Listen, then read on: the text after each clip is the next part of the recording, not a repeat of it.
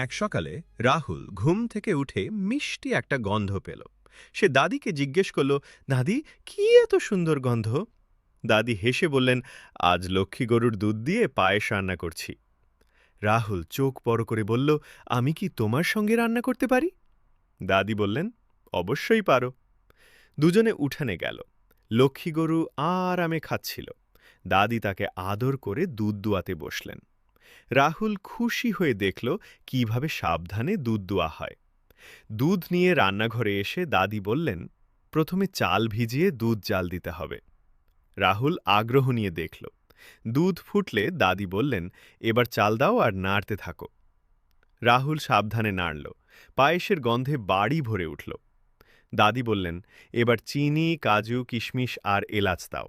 সব মিশে গেলে দাদি 1 চামচ তুলে রাহুলকে দিলেন। রাহুল খেয়ে বলল, দাদি, এটা তো সবচেয়ে মজার জিনিস।